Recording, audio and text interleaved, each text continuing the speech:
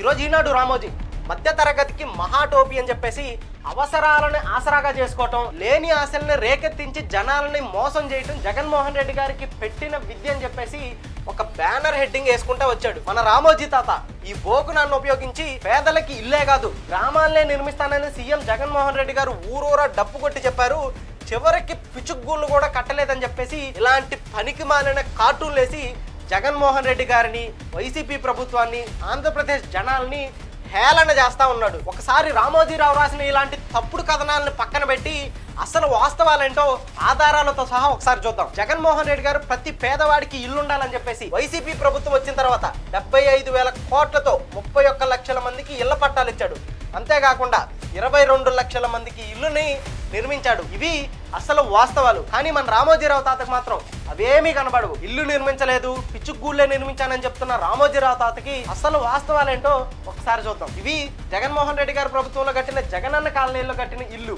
మరి రామోజీరావుకి వీటిలో పిచ్చుగూళ్ళు ఏడ కనపడుతున్నాయి? అంత నీట్గా ఇల్లు కట్టుంటే. ఇది వైఎస్ఆర్ జగనన్న కాలనీ, పెద్ద తాడేపల్లిగూడెం మండలం. ఇవేంటి? ఇవన్నీ ఇల్లు కాదా? ఇవి నీకు పిచ్చుగూళ్ళగా కనపడుతున్నాయా రామోజీ? బోకునాల్లో ఎలాంటి రియాలిటీ ఫొటోస్ పెట్టకుండా ఆ కార్టూన్ ఫోటోలు నువ్వు క్రియేట్ చేసుకొని జనాల్ని హేళన చేస్తా ఉన్నావు. కళ సాకారం.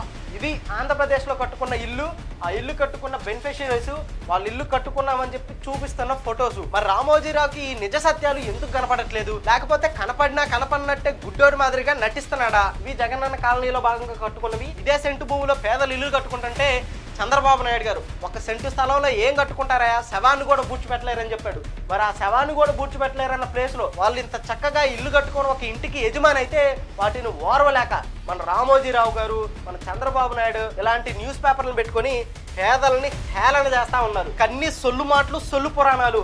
2.5 ఏళ్లలో ఒక్కటి అందుబాటులోకి రాలేదంట. ఈ పేపర్ మొత్తం అంతా ఈ గలీజు మాటలే, గలీజు రాతలే. ఏంటిరా రామోజీ? ఏంటి ఊర్లు కాదా, ఇల్లు కాదా? ఈ నీకు పిచ్చుగుళ్ళలా కనపడుతున్నాయా? చూడండి, ఇవి కాలనీలే ఒక ఊరులాగా ఉన్నాయి. ఇవన్నీ జగన్మోహన్ రెడ్డి గారు వచ్చిన తర్వాత జగనన్న కాలనీల్లో భాగంగా కట్టిన ఇల్లు. ప్రతి ఒక్కరికి ఒక సెంటు భూమి ఇచ్చి ఇళ్ళని కట్టి ఇంటి యజమాని చేస్తే మన రామోజీరావుకు మాత్రం ఇవేమీ కనపడవు. కేవలం ఆ పచ్చకళ్ళ సిద్ధాంతంతో చంద్రబాబు నాయుడు గారికి మేలు చేయాలని ఒకే ఒక్క కారణంగా జగన్మోహన్ రెడ్డి గారి ప్రభుత్వంలో ఏమీ మేలు జరగలేదు. ఒక్క ఇంటిని కూడా కట్టలేదు, ఒక్క ఇంటిని కూడా ఒక పేదవాడికి ఇవ్వలేదని చెప్పేసి ఇలాంటి తప్పుడు కోతలు, తప్పుడు రాతలన్నీ రాస్తా ఉన్నాడు మన రామోజీరావు. తన గొల్లనాడు, రోతనాడును పెట్టుకొని ఇలాంటి వార్తలు ఎందుకు రాస్తున్నాడంటే చంద్రబాబు నాయుడు పేరు చెప్పుకొని రామోజీ ఫిలిం సిటీ లాంటివి కట్టలేము, చంద్రబాబు నాయుడు పేరు చెప్పుకొని ప్రభుత్వ స్థలాన్ని దోచక తినలేమని చెప్పేసి అక్కసుతో, పెత్తందారీతనంతో కొలగజ్జి పట్టి ఇలాంటి రోతనాడును పెట్టుకొని తప్పుడు కథనాలన్నీ రాస్తున్నాడు. ఈ పేపర్లో వచ్చే ప్రతి ఒక్క అక్షరం కూడా చంద్రబాబు అశుద్ధంతో రాసినవే. ఈ అశుద్ధ పేపర్ని, ఈ అశుద్ధ మాటల్ని, ఈ అశుద్ధపు రాతల్ని ఎవ్వరూ నమ్మకండి ప్రజలారా. ఇది ఫేక్ పేపరు. చంద్రబాబు నాయుడు వస్తే ఆ గవర్నమెంట్లో ఏదన్నా దోచక తినేదానికి మాత్రమే ఈ పేపర్ను నడుపుతున్నాడు. ఈ బోకునాన్ని, ఈ గలీసునాన్ని, ఈ రోతనాన్ని ఎవ్వరూ నమ్మమాకండి.